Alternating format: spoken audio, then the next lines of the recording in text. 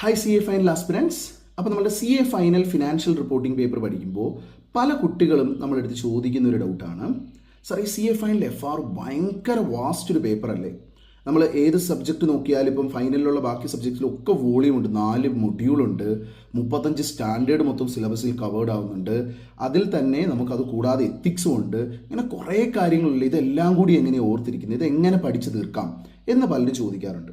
അപ്പോൾ C A final financial reporting പേപ്പറിൽ ആദ്യം മനസ്സിലാക്കേണ്ട കാര്യം എന്ന് പറയുന്നത്, ഇതിനകത്ത് അത്യാവശ്യം കണ്ടന്റ് വോളിയം ഒക്കെ ഉണ്ടെങ്കിലും സിസ്റ്റമാറ്റിക് ആയിട്ട് പ്രോപ്പറായിട്ട് ഒരു കോൺസെപ്ഷ്യൽ ഓർഡറിൽ നമ്മളിത് പഠിച്ചാൽ നമുക്ക് പല കാര്യങ്ങളും അത്ര എഫേർട്ടിൻ്റെ ആവശ്യമില്ല.